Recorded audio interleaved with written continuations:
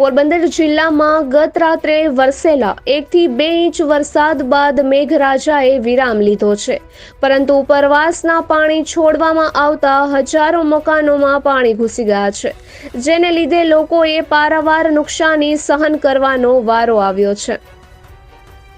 પોરબંદર જિલ્લામાં 3 દિવસમાં 15 થી 18 ઇંચ વરસાદ બાદ આજે ગુરુવારે સવારથી વરસાદે વિરામ લીધો છે અને માત્ર સામાન્ય ઝાપટા વરસ્યા હતા, પરંતુ ઉપરવાસના વરસાદને કારણે ભાદર, ઓઝત અને મધુવંતી વગેરેમાંથી પાણી છોડવામાં આવતા આ પાણી ઘેડ પંથક ઉપરાંત પોરબંદર શહેરના કરલીપુલ, કુંભાડવાડા, બોખીરા, ખાડીકાંઠા સુધીના 5000થી વધુ મકાનોમાં ઘૂસી ગયા છે।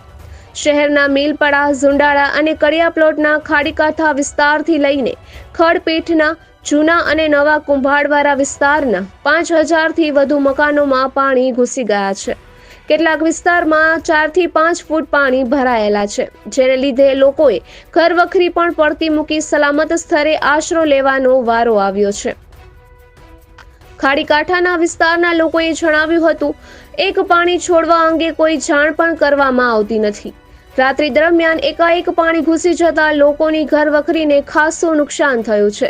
બીજી તરફ ખાડીના પાણી આવતા જુબેલીના પુલથી સુભાષનગર જતો રસ્તો પણ ફરી બંધ કરાયો છે, તો જુબેલી પુલથી રોકડિયા હનુમાન મંદિર તરફ જતો રસ્તો ગાયત્રી મંદિર પાસે બંધ થયો છે અને હાઈવે ઉપર 2 થી 3 ફૂટ પાણી ભરાયા છે, જેથી આ માર્ગ પણ હાલ બંધ છે।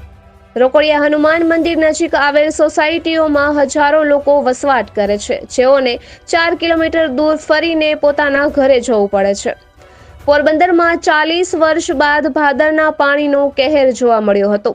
ઘેડ પંથકમાં કહેર મચાવતી ભાદર પોરબંદરના પાદરે આવી અને ભાદર બનતા 5000થી વધારે મકાનો પાણીમાં ડૂબ્યા છે, તો પાણી વચ્ચે ફસાયેલી 100 વધારે માનવ જિંદગી બચાવવામાં આવી હતી।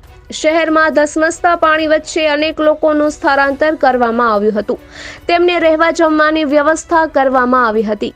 જો કે પૂરના પાણીને કારણે વધુ એક વખત નીચાણવાળા વિસ્તારોમાં ઘરવખરી અને માલ સામાનને નુકસાન થયું હતું। નિપુલ પોપટ, પોરબંદર ટાઈમ્સ।